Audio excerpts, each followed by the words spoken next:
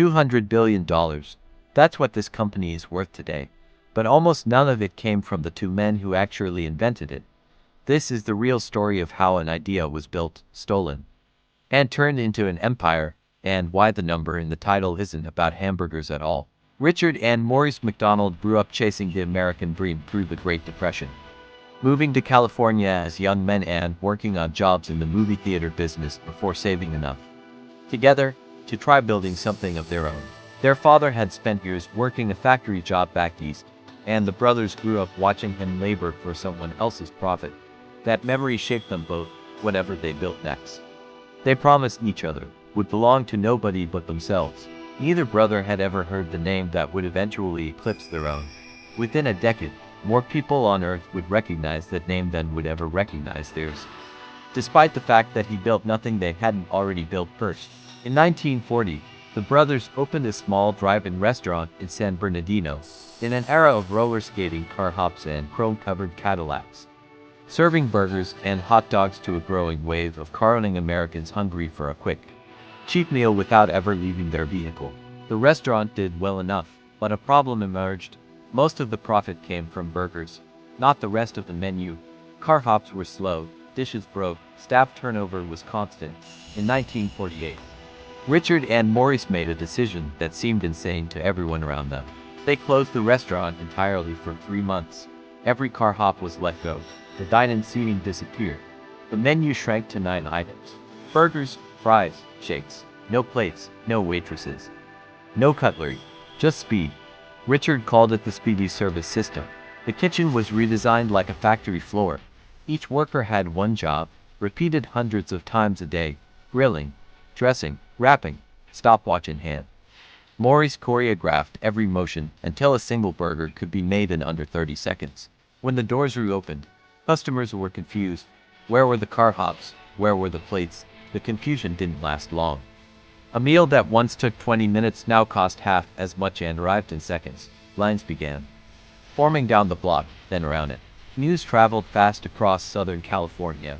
Rival restaurant owners started showing up just to watch, sketching the kitchen layout on napkins, timing the workers with their own watches. Two brothers running a single drive-in had just invented modern fast food. Local papers picked up the story.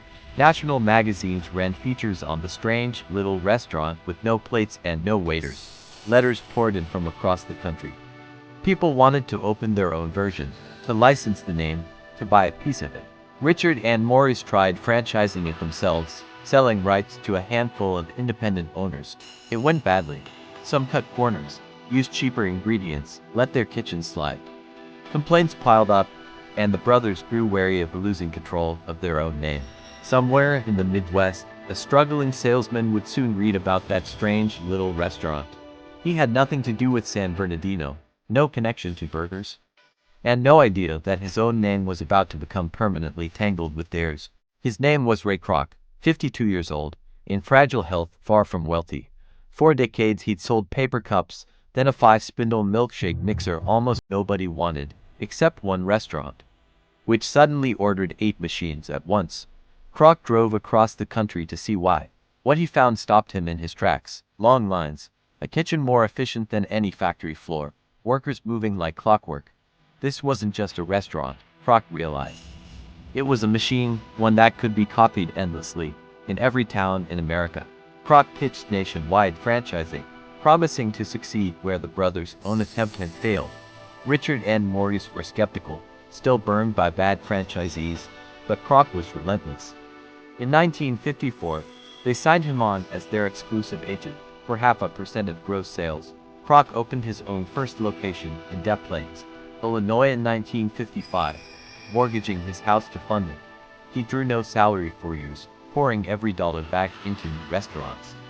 Every location he built made the brothers richer and made Kroc more determined to control what wasn't his. This is where the story turns. The man Richard and Maurice trusted to protect their name was already planning, quietly and legally, to take it from them entirely, one small decision at a time. Friction built fast. The brothers wanted quality control and approval over every detail. Kroc wanted speed and scale above everything else. Every new topping or new city meant a phone call to San Bernardino, and Kroc grew convinced that Brothers were holding back the very idea they'd created. Colleagues who worked alongside Kroc in those years describe a man consumed by competition, reportedly saying he'd rather see a rival struggle than share the smallest advantage. That mindset built an empire fast, but it also meant loyalty. Even toward the man who had hired him, was never guaranteed, so he stopped asking. Decisions got made without approval. By 1961, Kroc had opened Hamburger University to train franchisees on his own formula, and introduced a mascot to market straight to families, piece by piece. The brothers' invention was becoming Kroc's brand, in the public eye and in the paperwork.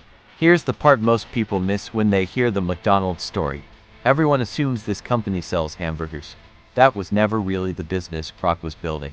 In 1955, Kroc created a separate real estate company that would buy the land under future McDonald's locations, then lease it back to franchisees at a markup.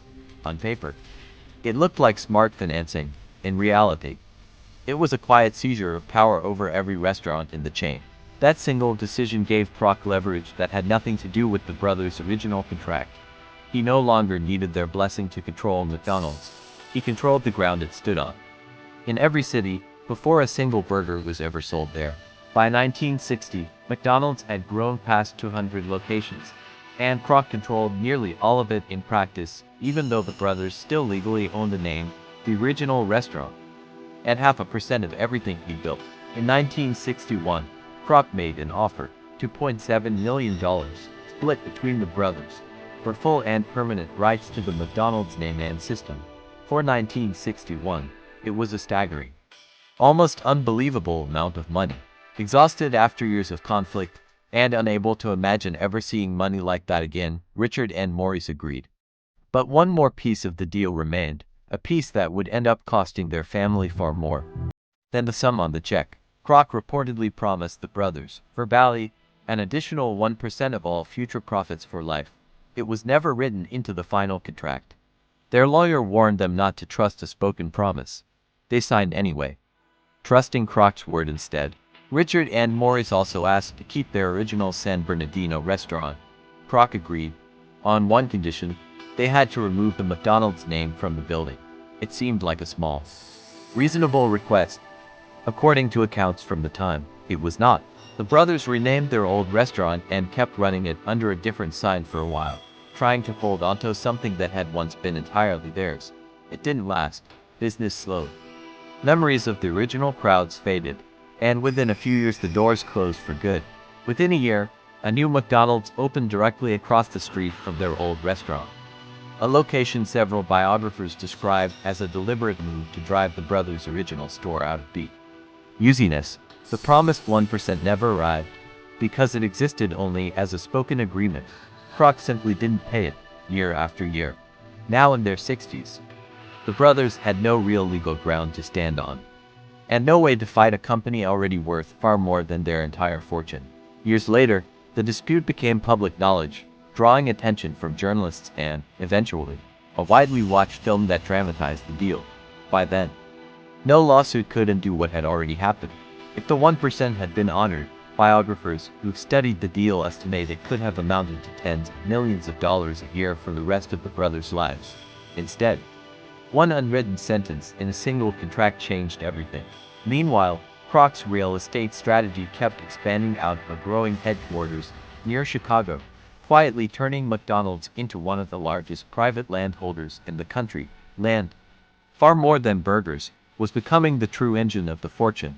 By the late 1960s, McDonald's crossed its own border for the first time, opening restaurants outside the United States and turning the Golden Arches into a symbol recognized on nearly every continent. Today, a new franchisee pays an initial fee plus an ongoing royalty of around 4 to 5% of sales. Nearly 10 times what Kroc himself once paid the brothers for the entire system he built his empire on.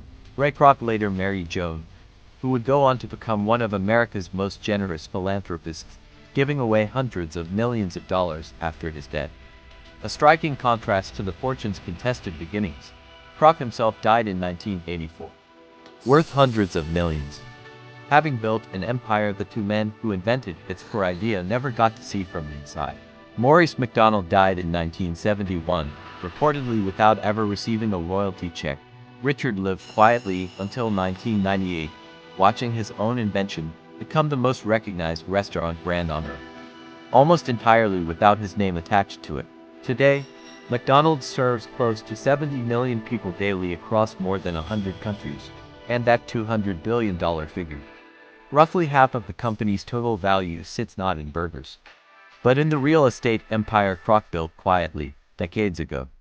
Out of the land underneath every single restaurant, the golden arches are now recognized by more people worldwide than most national flags. A brand born from two brothers timing burger assembly with a stopwatch, turned into one of the most valuable symbols in the history of global business. It's tempting to simply call Kroc a visionary, and in many ways he was. He scaled an idea no one else could have scaled the way he did. But being visionary and being honest were never the same thing, and his legacy sits uncomfortably between the two. Kroc didn't build an empire out of nothing, the way the official story often tells it. He took one, carefully and legally, piece by piece, from the two men who trusted him first, and who paid the highest price for trusting a promise over a signature. This same pattern, the visionary who scales an idea versus the inventor who gets pushed aside, repeats again and again across business history, from tech startups to fast food empires. So here's the real lesson, and it was never really about burgers. If someone else stands to profit from your idea, get every promise in writing, every royalty, every percentage, every clause. Handshakes don't hold up in court, signed contracts do. The McDonald brothers didn't lose because their idea was flawed. They lost because they trusted a spoken word over a written page. That one gap between what was promised and what was signed cost them everything they had built.